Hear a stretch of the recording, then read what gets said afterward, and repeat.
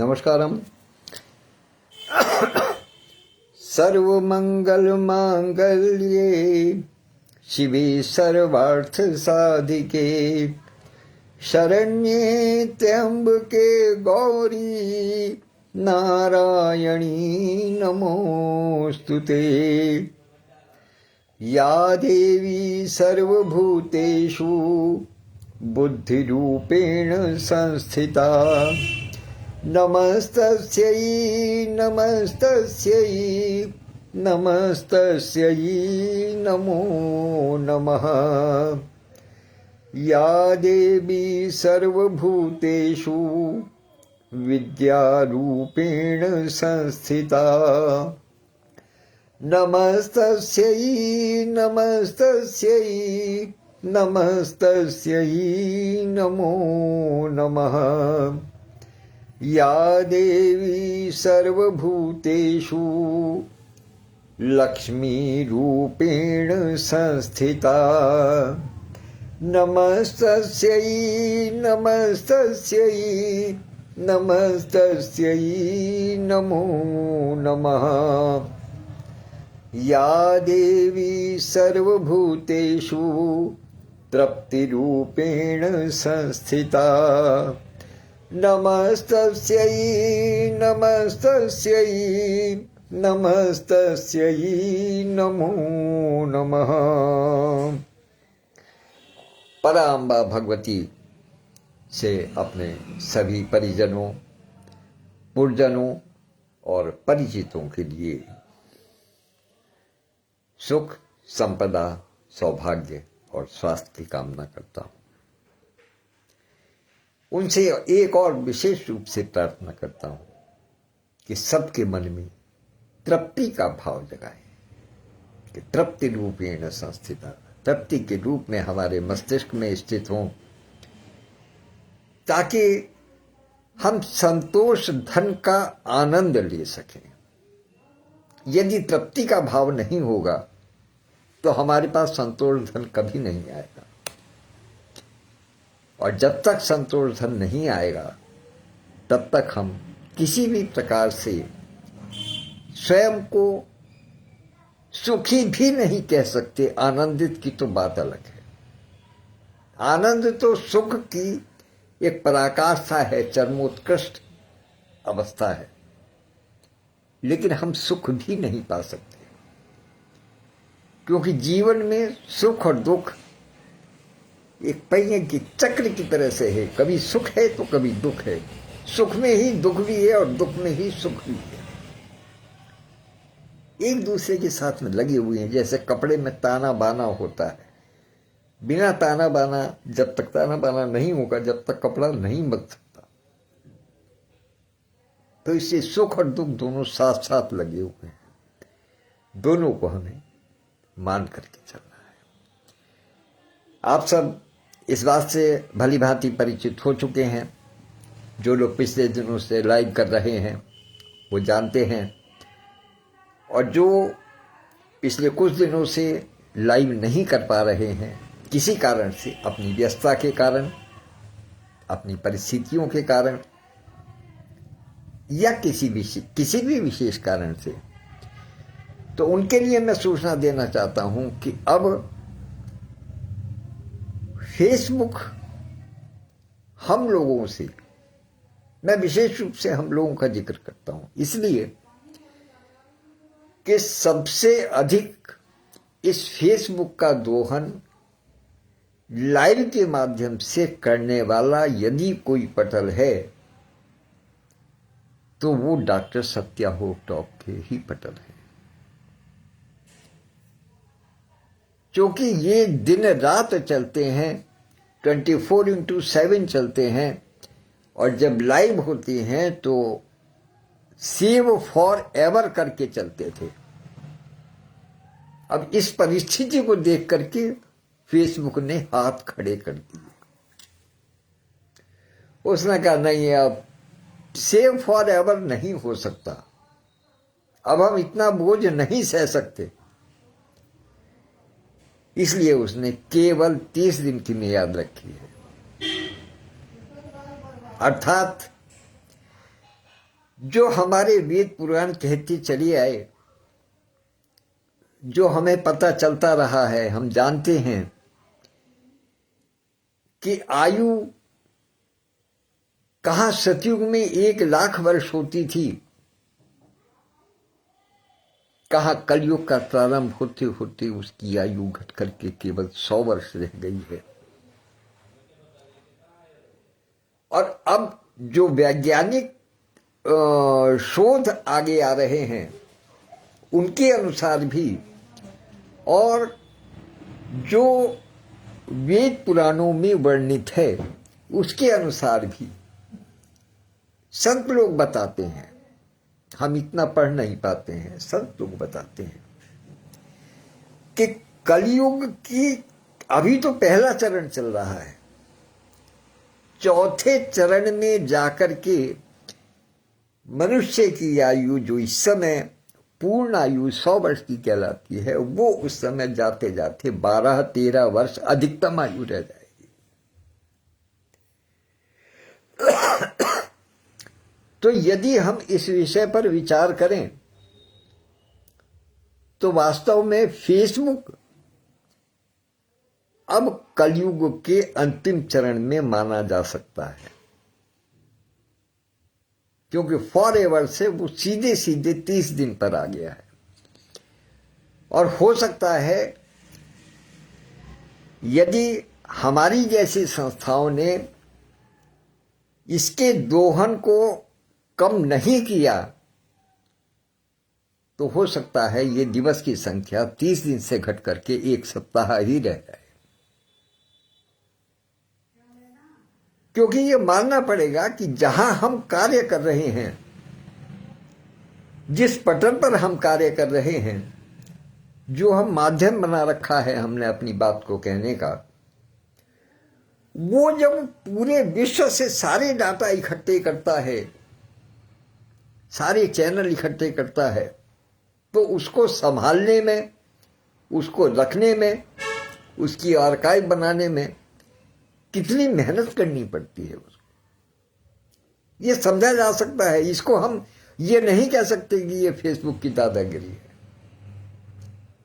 बहुत बार आपने देखा होगा कि कुछ कुछ लोगों के संदेश आते हैं और अनुभव भी करते हैं हम लोग कि कभी कभी किसी किसी के फेसबुक अकाउंट को सस्पेंड कर दिया जाता है। कितने दिन के लिए? कि आपको 24 घंटे के लिए सस्पेंड कर दिया गया आपके अकाउंट को, आप 24 घंटे कुछ नहीं कर सकते, या 48 घंटे कुछ नहीं कर सकते, 36 घंटे कुछ नहीं कर सकते।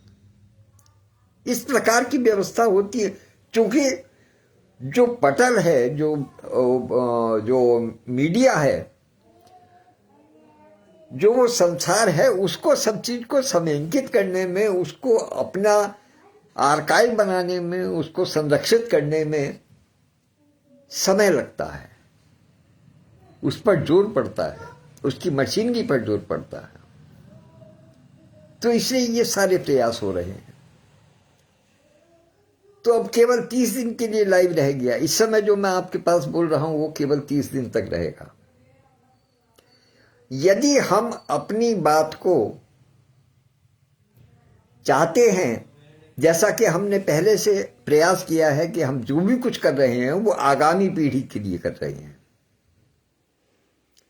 इस वाक्य पर विशेष रूप से ध्यान दीजिएगा कि हम जो भी कर रहे हैं वो आगामी पीढ़ी के लिए कर रहे हैं, उसको शिक्षा देने के लिए कर रहे हैं, उसके ज्ञानवर्धन के लिए कर रहे हैं। तो यदि फेसबुक हमें 30 दिन के बाद में हमारे लाइव को डिलीट कर देगा तो हम क्या करें? अब देखिए, यहां से आपके पास रास्ते खुले हुए हैं। केवल अपने मस्तिष्क पर थोड़ा सा जोर देने वाली बात है। आपको केवल इतना करना है, अधिक कोई बहुत लंबा चौड़ा काम नहीं करना है। केवल इतना करना है कि या तो आप इस पर अपने वीडियो बना करके अपलोड करें फेसबुक पर, तो उसने लाइव की ही समय सीमा 30 दिन की रखी है, अभी वीडियो की सीमा नहीं रखी। तो पहला तो एक तरीका ये हो सकता है,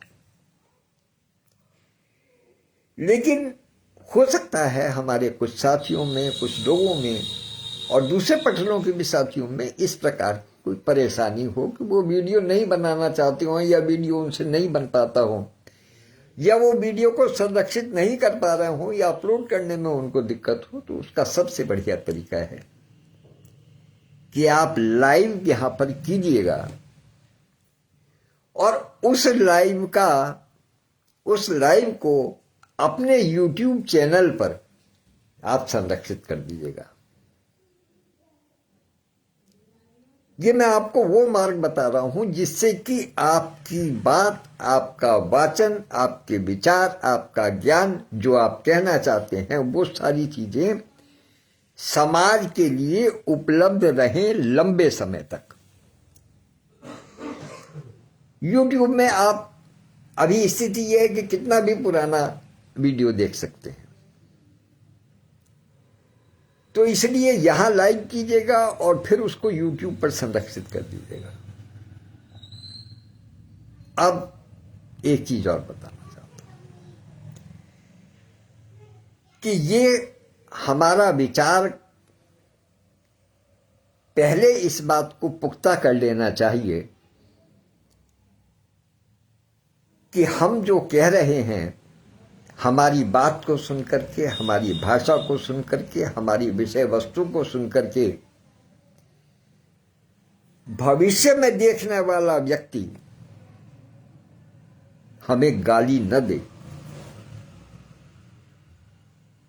मैं बहुत ही कड़वी सच्चाई कह रहा हूं, इसको आप अनुभव कीजिएगा। इसलिए आवश्यक है कि हम यहां के लाइव में पटल का कोई जिक्र नहीं करें। हमारे जो विचार हैं उनको संरक्षित करें, ताकि जो भविष्य में जब कभी हमारे न रहने पर या हमारे रहते हुए अनजान व्यक्ति जब YouTube पर हमारे इन वीडियो को, इन लाइव को देखे, तो उसे ये ना लगे कि हम किसी संस्था का प्रचार कर रहे हैं। हमारा मूल उद्देश्य संस्था बनाने का यही है कि हम एक साथ एक जगह इकट्ठे होकर के काम कर सकें, या एक मार्ग पर चल करके हम समाज को कोई नई दिशा दे सकें। लेकिन मुख्य उद्देश्य तो यही है कि हमें समाज को कुछ नया देना है। तो इसलिए भविष्य को ध्यान में रखते हुए हमें जनता जनार्दन के बीच में जब जाना है, जब हमें समाज को कुछ देना है, तो हमारे उद्देश्य होने चाहिए। हो सकता है मेरी बात किसी को कड़वी लगे, लेकिन वास्तविकता यह है कि हम समाज के लिए काम कर रहे हैं। काव्य की रचना स्वांतः सुखाय होती है। यहां तक कि रामचरितमानस भी तुलसीदास जी ने स्वांतः सुखाय लिखी।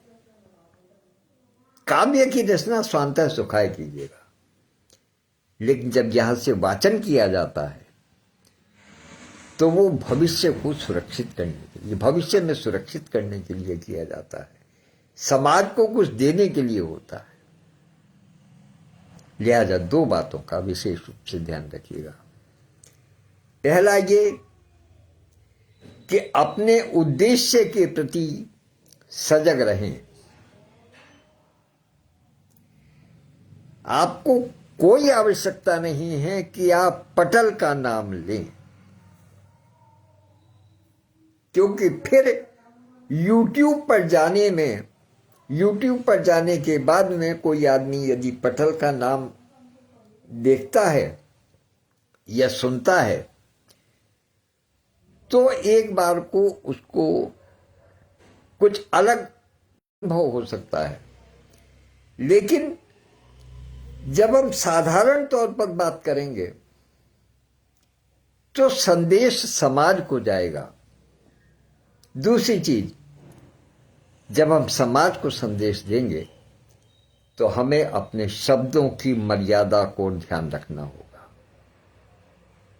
हमारी ओर से कोई भी ऐसा शब्द नहीं निकलना चाहिए हमारे मुख से जो कि किसी को आहत करने वाला हो या किसी को अपशब्द लगे या वास्तव में ही वो अपशब्द हो। हम जब बोलते हैं तो ऐसा नहीं है हमें पता नहीं होता कि हम क्या बोल रहे हैं। हमारे प्रारब्ध, हमारे कर्म और हमारे संस्कार, ये हमारे वाचन को नियंत्रित करते हैं। हमारे वाचन में किस प्रकार की शब्दावली प्रयोग होती है, इसका नियंत्रण हमारे संस्कारों के हाथ में होता है। तो क्या, अब एक प्रश्न मैं आप लोगों से पूछना चाहता हूं कि क्या आप लोग ये चाहते हैं कि आपके पूर्वजों के संस्कार, आपके परिवार के संस्कार से लोग बाग ये अनुमान लगाएं हमारे वाचन के माध्यम से कि भाई ये तो बहुत ही गिरे हुए परिवार के रहे सदस्य, अच्छे संस्कार नहीं रहे। तो इसलिए हमें कभी भी किसी भी ऐसे शब्द का, ऐसी शब्दावली का प्रयोग, ऐसे वाक्यांश का प्रयोग नहीं करना चाहिए जो कि हमें भी स्वीकार्य न हो। यदि कोई दूसरा व्यक्ति हमें कहता है तो यदि वो हमको स्वीकार नहीं है तो हम कैसे इस बात को सोच सकते हैं कि कोई दूसरा व्यक्ति हमारे द्वारा कही हुई बात को स्वीकार कर सकता है। यदि हम किसी के कृत्य के आधार पर उसके संस्कारों पर उंगली उठाते हैं तो निश्चित रूप से जानिएगा कि वो व्यक्ति हमारे शब्दों के माध्यम से, हमारे शब्दों के चयन के माध्यम से हमारे संस्कारों पर उंगली उठाएगा, जो किसी भी प्रकार से समाज में उचित नहीं है।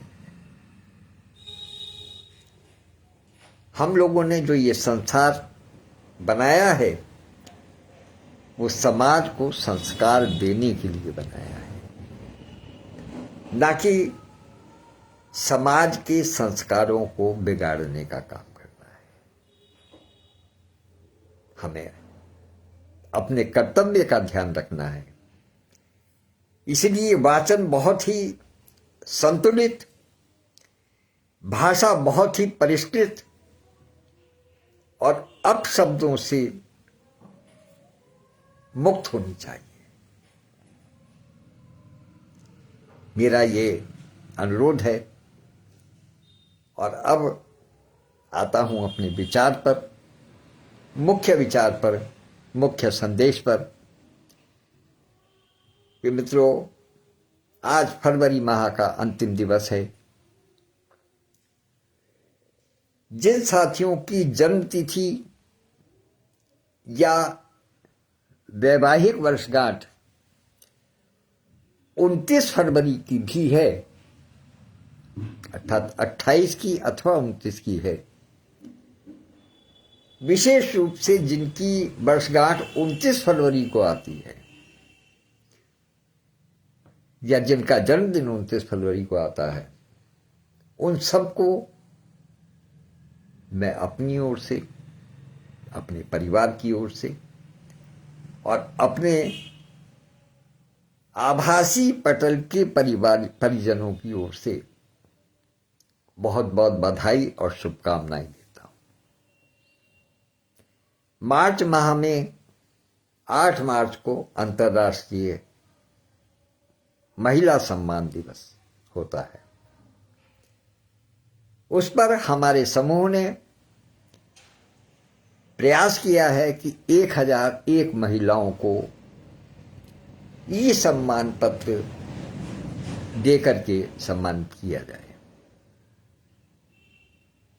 तो हमारे जो भी साथी हैं या जो भी इसको सुने, उनसे अनुरोध है कि मैं इसके कमेंट सेक्शन में अपना नंबर प्रेषित करूंगा, अंकित करूंगा। उस पर अपने परिचय, चित्र और अपने नंबर देने का कष्ट करें। और जब तक ये दिवस नहीं आ जाता, तब तक हम लोग पूरी तरीके से इसी कार्य पर लगेंगे। मेरा समाज के सभी वर्गों से अनुरोध है कि हमारे इस कार्य में, इस कार्य की सफलता में अपना सहयोग प्रदान करें और गौरवान्वित करें हमें। धन्यवाद, नमस्कार। कल फिर मिलेंगे इसी समय, कुछ और नया विचार लेकर के, कुछ नई बात लेकर के। और चलते चलते एक बात और कहना चाहता हूं कि आप निश्चित रूप से जान लीजिएगा कि ये लाइव यहां बेशक 30 दिन रहेगा, लेकिन मैं इसको अपने YouTube पर अभी थोड़ी देर में पोस्ट करूंगा, ताकि वहां से भी जो प्रचार प्रसार हो सके, हम जिस काम के लिए लगे हैं वो कार्य पूरा हो सके। शेष बातें कल करूंगा इसी समय। तब तक के लिए आज्ञा दीजिएगा। नमस्कार, धन्यवाद।